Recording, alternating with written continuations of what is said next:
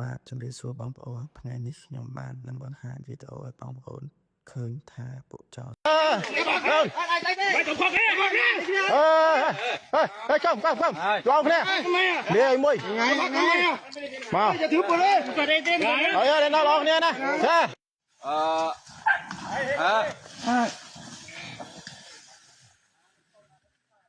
hôm nay nó không luôn đây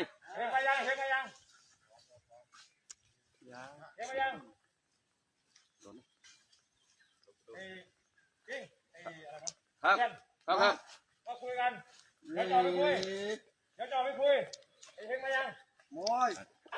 เฮงมายังมาแล้วครับเอาออกมา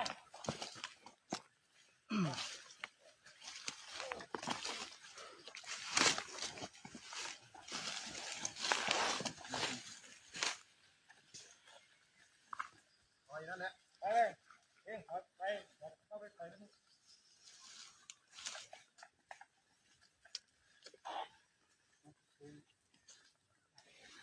มาข้างหน้า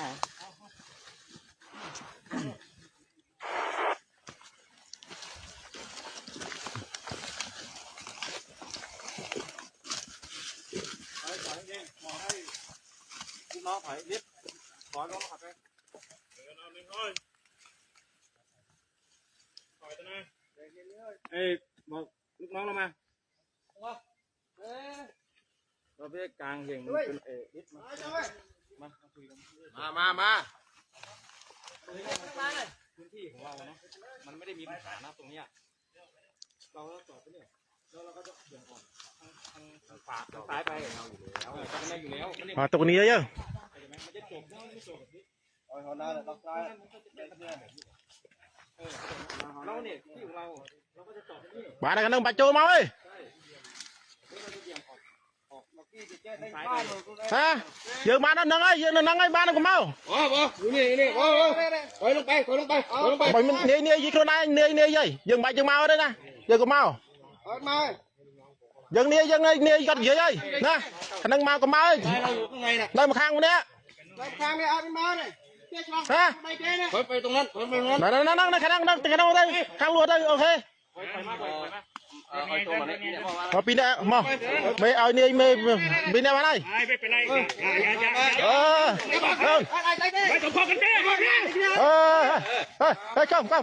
ลองเนี่ยเดี๋ยวมวยมาจะถือปืนเลยเฮ้ยเดี๋ยวลองเนี่ยนะไว้เกี้ยวนั่นอย่าเดี๋ยวเอาเนี่ยไปคุยกันดีๆมึงต้องขึ้นเสียงมึงมาพาโกกูทำไมอ่ะชี้หน้านะมึงอย่าพาโกกูคุยหัวหน้ามาคุยไอ้หัวหน้ามาคุยพาโกทำไมอ่ะบอลเนี่ยชอบ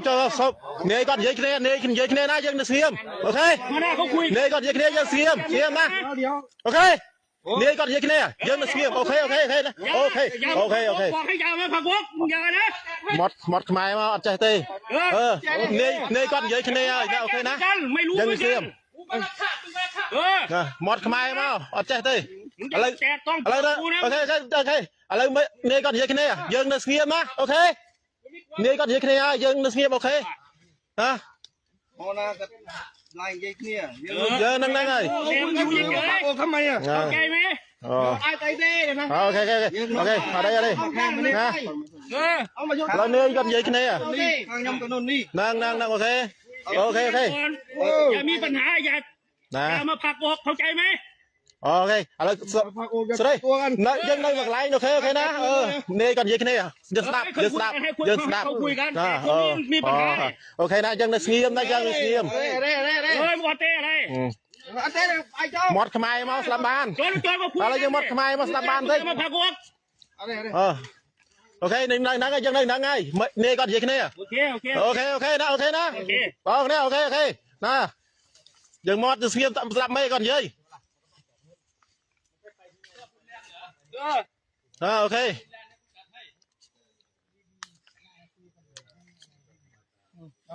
นายคุยกันก่อน